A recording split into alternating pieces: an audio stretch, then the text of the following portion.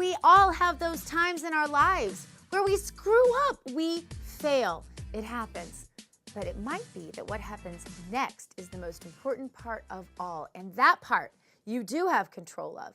To help us with rebounding from failure is Rick Newman. He's a columnist for Yahoo Finance and the author of Rebounders, How Winners Pivot from Setback to Success. Rick, welcome to Smart Life. Glad to have you with us. Hi. Yeah. So you make so many statements that I think are so important that most people have never said. One is that you say, if you're going to fail, you need to be ready to fail well.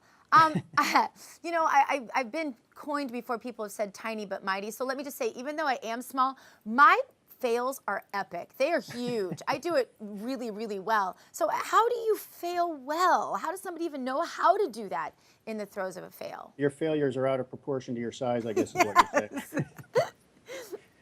I think there are a few ways. First of all, understand that failing is a fairly normal thing, especially if you're trying to do something hard.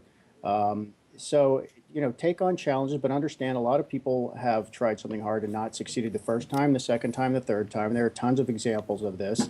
And the people who get it right the fourth time or the fifth time, if you will, are the people who learn something from what they've been through. You just went through a really informative experience. Try to figure out, try to be somewhat analytical about it instead of emotional. Figure out what you could have done better. And most importantly, don't blame anybody. Most of all, don't blame yourself. Just take kind of a clinical approach to it. Look at it under a microscope, figure out what didn't go right and how you can maybe fix those things the next time. Yeah, because some people's brains just automatically do some of that stuff. I recognize things you're saying in there that I can think about my own personal failures and go, yeah, my brain just did that. It said, wait, what am I going to do differently next time? But if you're one of those people whose brain just doesn't go this way, does it help to, are there tools involved? Are there things you can think of, ways that people can learn, aside from buying your great book, in addition to, I should say, to just get their thoughts right immediately following a failure?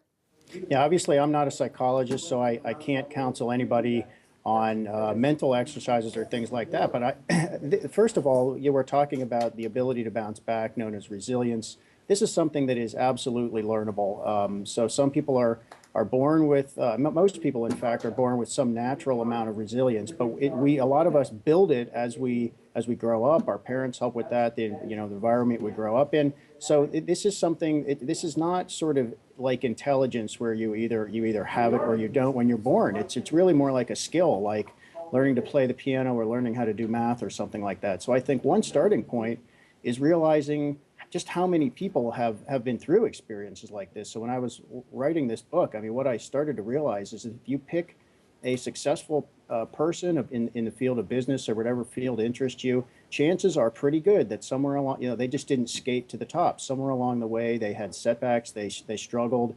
And what really set them apart wasn't the fact that they were just inherently brilliant. It was that they somehow found ways to overcome whatever got in their way. So if you study what happens with other people, that's a good place to start. I like that. I've always wished I were an optimist. I'm married to an optimist. I'm the best pessimist you'll ever meet. I'm surprised by a statement you made here also, that defensive pessimism trumps optimism, at least in this context. Tell us. Yeah, I made the case, and this is based on some very, very solid research by psychologists and other people. Optimism is overrated, and pessimism is probably underrated. And the reasons for this are this phrase defensive pessimism refers to people who they tend to believe things will go their way, but only if they work at it. When we think of optimists, I mean, one way to think of that is people who just kind of expect things to go their way just because they deserve to have things go their way, or because that's the way the universe ought to work. The stars should just align in their favor. You've got a lot of kids raised these days. Yeah. We're told by the parents you're special. Just, things will just break your way. And you sort of reach an age, most of us anyway, where you realize that just doesn't happen. So optimists who just expect things to work out tend to get, they have a hard time recovering when their whole worldview is basically shattered and things don't just work out. These people called defensive pessimists have the idea that they can turn some things to their favor by working at it and by persisting and so forth. It doesn't mean everything's going to go their way, but they have a belief in their own ability to affect some of the things. And I think that's the difference, is when you realize I'm not going to get everything right, but I have some ability to control things and even turn things around when they don't go right. That's what's known as defensive pessimism. Okay, well, nobody wants to wallow in their failures, but you say an important part of this also is you call it owning the suck. Taking command of the pain and sorrow and really experiencing that. How do you know the difference between that and just wallowing in your self pity? That's not, I wish I could claim ownership of that phrase. That comes from the military, and Oh, an Army officer named Tammy Duckworth, whom I profiled in this book, kind of told me about that. Owning the suck is when you're in the middle of something terrible and you simply say, again, this goes back to don't blame anybody, don't indulge in fault finding. Just say, I'm in the middle of a bad situation and I need to, for example, behave by the best professional standards I can. I need to have a vision for how I'm going to come out of this on the other side. I need to know that there's something better in the future and I need to figure out a way to get to it, instead of what a lot of people do, which is feeling sorry for themselves when you tend to get emotional, and that's natural in many cases, but it often prevents you from finding the best way through and setting yourself up to recover on the other side. So I think that's what owning the suck is. But I'm happy to say I've never been in the kind of miserable circumstances in places like Iraq and Afghanistan, and some of the troopers who really had to own the suck. yes, exactly. Um, I want to ask you because I know when you do research for a project like this, you come across the most amazing stories. What's your favorite failure to success story? I really did like the story of Tammy Duckworth. She was a double amputee helicopter pilot. She got shot down in Iraq, and she didn't just come back and survive from that. She actually got into a new field, which is she went from being a military officer to trying to run for Congress, and she lost the first time she ran. And she said it was devastating, and she had never been the type of person who was a joiner or somebody who would even raise her hand as a volunteer. She was always just a kind of a trudge along person. And you can really sort of chart the transformation of this person as she really developed the kind of courage from overcoming, the injuries she sustained in Iraq, and she ran for Congress again. So she didn't just bounce back from the helicopter crash she was in. She bounced back from losing an election, dusted herself off, ran again, and she's now a member of Congress from Illinois.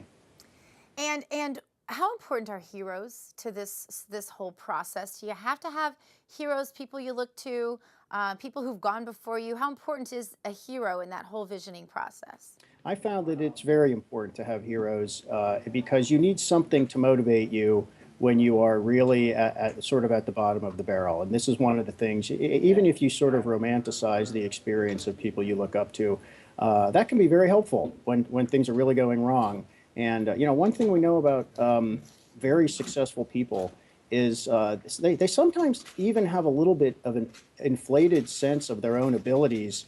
And when you combine that with some of the other attributes that help people become rebounders, as I wrote about, that actually helps them almost fulfill these inflated expectations they have of themselves. And I think having heroes is one of that. You create a target, you go after something somebody else has achieved, and it's a way of setting kind of a high bar for yourself and keeping your eye on something that's not in the muck with you when you are really struggling.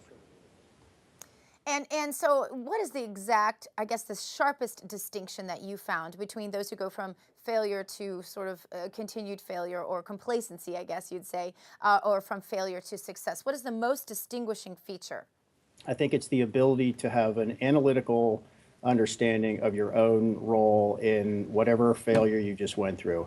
It's difficult to have the kind of self-awareness that lets people say, okay, something just went wrong. I need to figure out what my contribution to that was so that I can improve upon it. That's really important. That's Sure. self-improvement.